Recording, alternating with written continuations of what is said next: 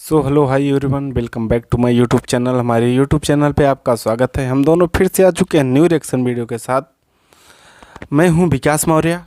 मैं हूं मिस साचिल। साला कौन सा नाम है समझ में नहीं। तो हम लोग देने वाले हैं दबंग स्टार खेसारी लाल के गाने पे रिएक्शन।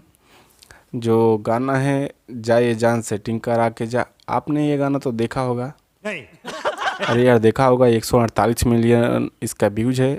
जा ये जान सेटिंग करा के, जो बहुत अच्छा सॉन्ग है। चलिए हम उस पर रिएक्शन देने वाले हैं। अगर ये वीडियो हमारा पसंद आएगा तो हमारे चैनल को प्लीज़ सब्सक्राइब कीजिए और वीडियो को लाइक कीजिए। कमेंट बॉक्स में ज़रूर बताना कि हमारा वीडियो कैसा लगा। चलिए ये देख लेते हैं दबंग स्टार खेसारी लाल का ये वीडियो। बहुत ही बढ़िया सॉन्ग है। चलिए हम वीडियो को स्टार्ट करते हैं। Let's go. ए जा एगो बात सुन लो ह का एगो खुशखबरी बा। खुशखबरी का बा बोला ना। हमार शादी सेट हो गई। का डीजे डीजे डीजे ई कौन बीमारी हो गई लो? ई बीमारी ना हो, ई डर हो। लागत है कि तारा सदिया में हमारे डीजे बजावे के पड़ी। डीजे ऐसे मुंह से मत बोला जाए। तो कहाँ से बोली? और सुना सुना ए यार तो हो गई शादी हमार। हमरा के तू भूल जाइहा, अब करिहा न तू इंतजार। सुना सुना ए यार तो हो गई शादी हमार। अरे हमरा के तू भूल जाइहा, अब करिहा न तू इंतजार। मीटिंग करा के जा, जाता रुझान तो सुना एक बेर मीटिंग करा के जा। जाए से पगीले ससुरवा अपना सखी से सेटिंग करा के जा जा जा जा। जाए से पगीले ससुरवा अपना सखी से सेटिंग करा के जा जा जा जा।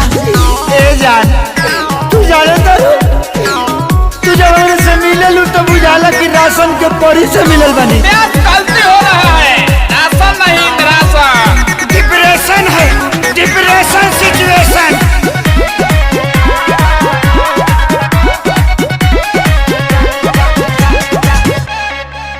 रुका जाके करब कान फारम वो खाली बिया का।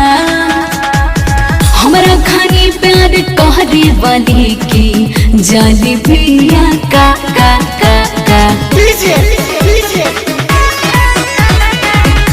पूछली हा तोहरे खाली मिल रोज आई गोदी में बैठ के लभक चाटा नीचा चाहनू। सोझा सोझी लिया के एक बारी डेटिंग करा के जा। सोझा सोझी लिया के एक बार डेटिंग करा के जा।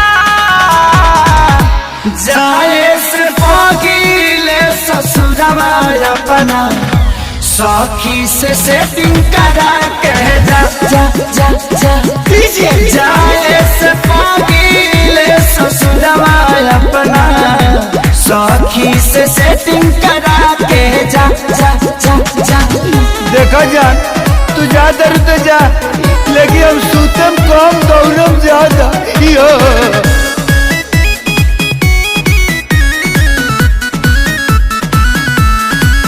हम कैले न बानी खेसारी, सुना तोहरा से कौन होगे। जियती जिंदगी तोहरा के पवन पी पी के मरे न देम देम देम देम। तोहरे नियन लभरे आदराजो के मिले हो। इहे निहोरा ऊपर वाला से करिले हो। सोनू नील कोमल से ये जान चेटिंग करा के जा। सोनू नील कोमल से ये हो जान चेटिंग करा के जा। जाए से पगीले ससुरवा अपना सखी से सेटिंग करा के जा कीजिए जाए से पागल ससुरवा अपना सखी से सेटिंग करा के जा भगवान तरह के खुश रखस। हम हो कुछ वैरायटी चाहता नहीं जाए से पागल ससुरवा अपना। अगर ये वीडियो हमारा पसंद आया तो हमारे चैनल को प्लीज़ सब्सक्राइब कीजिए और वीडियो को लाइक कीजिए। कमेंट बॉक्स में ज़रूर बताना कि दबंग स्टार खेसारी लाल एंड काजल राघवानी का वीडियो आपको कैसा लगा। चलिए यहीं पर वीडियो ख़त्म होता है। कमेंट बॉक्स में ज़रूर बताना कि अगर जिस वीडियो पर रिएक्शन करवाना हो तो कमेंट बॉक्स में लिख देना, हम उस पर रिएक्शन कर देंगे। चलिए यहीं पर वीडियो ख़त्म होता है। नमस्कार, प्रणाम।